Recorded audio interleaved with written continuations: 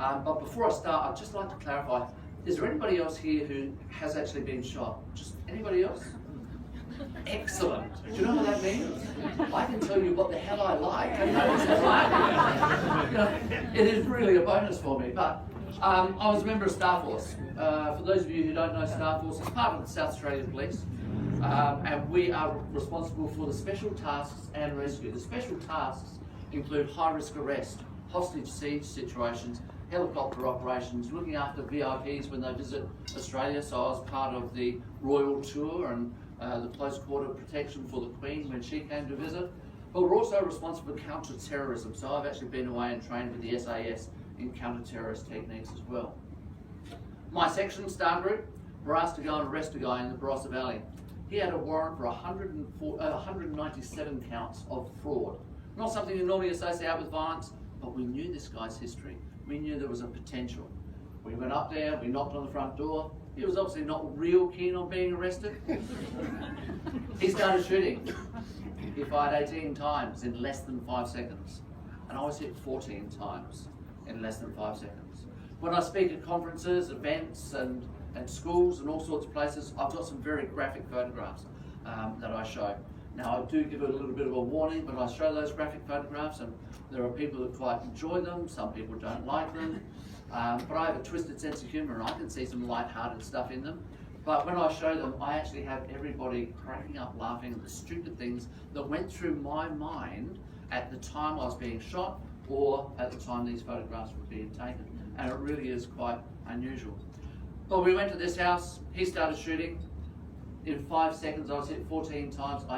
When I was first hit, I actually didn't realise I was being shot. I just started falling to the ground and I was cursing myself. How could I possibly be falling?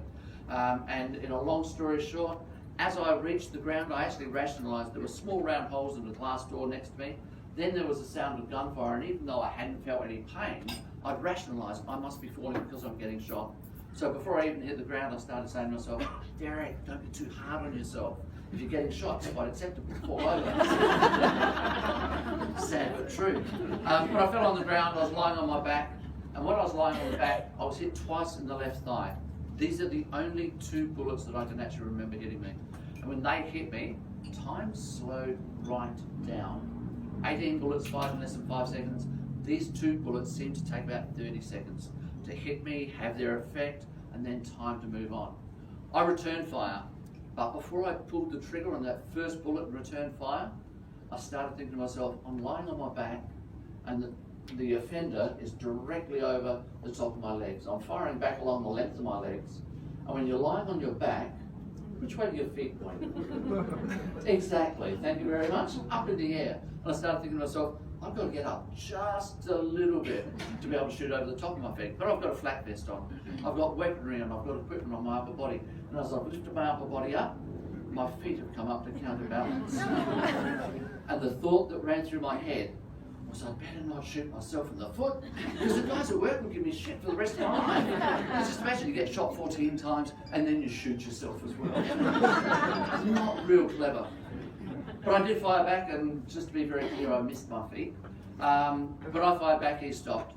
I then managed to get to my feet, staggered around the corner, and through a long process, I was lying on the ground for 3 hours before the guys could get to me and get me out. During that 3 hours, I was monitoring my body closing down, monitoring the blood draining from my body.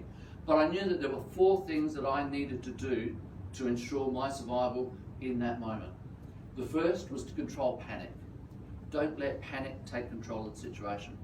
The second was to control shock, and that's the flow of blood through the body when we're under stress. So I had to control shock. I had to slow down my heart rate, and I had to slow down my breathing, because I knew if I could control those 4 things, it would slow down my rate of bleeding, and I would survive for just that little while longer.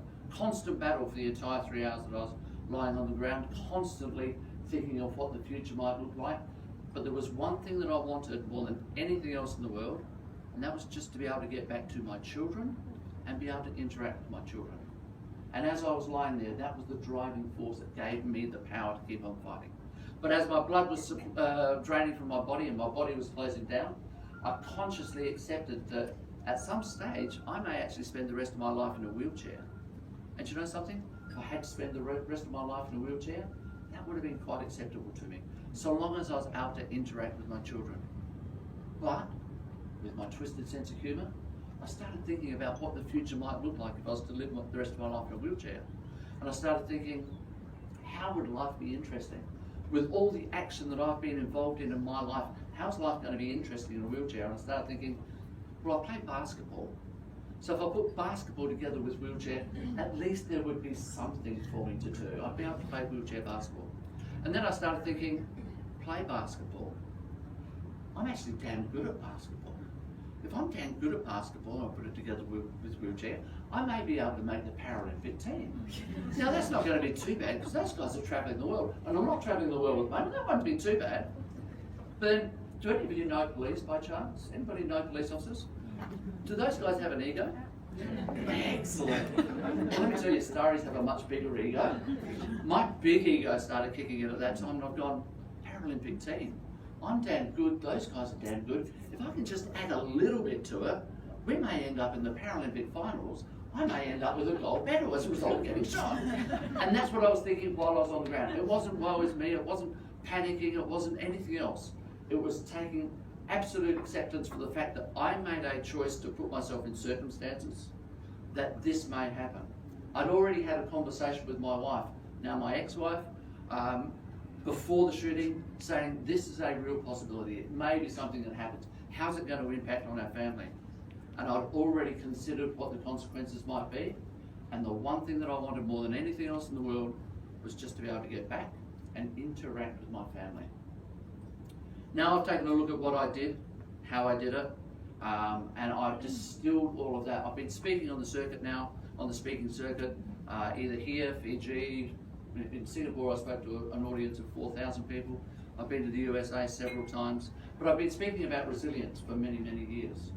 And resilience is the ability to bounce back after something has happened to us. But when I looked at what I did, I found that I actually prepared myself in such a way that I was actually able to sustain an optimal performance. I didn't go into panic. I didn't let that situation control me. I took control of it and I chose my future. What I've done now is I've created a program around human durability. And human durability is not the ability to bounce back, although that's always very important. It's about being able to sustain optimum performance. And it's about people, it's about leaders, it's about organisations. In fact, I was just having a chat to the owner of the Lane Winery, and I've forgotten his name offhand. I will get caned for that later. Marty, I was speaking to Marty earlier and talking about how he's built his business. And I said, you know, organisations don't want to go through peaks and troughs and peaks and troughs. We want to be able to build a business that's just going to keep on growing. The same for ourselves. We don't want to have to reach a peak and then fall again, then build ourselves again. We all want to be able to sustain an optimum performance. And so that's what I've done now. The distinction that I've made between resilience and durability is so significant that University of South Australia School of Psychology are actually getting behind me. They provide me with psychology students to help me research it, and they'd like somebody to do a PhD now on human durability. So that's how distinctly different it is. For all of you though, the difference that you can make in your life, if we just have a philosophical change of attitude, not wait for things to happen to us and then have a catastrophe and then reflect and try to do the problem solving and bounce back from it. If we actually take a serious look at the choices we're making, take responsibility for the choice as well as the consequence, and have plans in place to be able to respond like that, rather than going, let me think about this, no, I know what the answer is, I want to do it. We can actually head the catastrophe off before it actually happens. We'll recognise it and we'll take action as is necessary. That's available to every one of us. Because I'd set my mindset up that way, I was able to survive the shooting. Because of my approach to how I've lived my life afterwards, I was able to make it back to Star Group. I went back to full duties. I've been back to high-risk arrests. I've been back to hostage siege situations. I've actually been able to face guys with guns that had opportunities to shoot me. Fortunately, they didn't this time, but I've been able to get back in there. The other side of it is that people have said to me, wow, you must have been in therapy for decades and expecting that. I had a single meeting with one of the top psychiatrists in Australia, and that single meeting was for about 3 hours, and at the end of it he said, Derek, I don't need to see you again.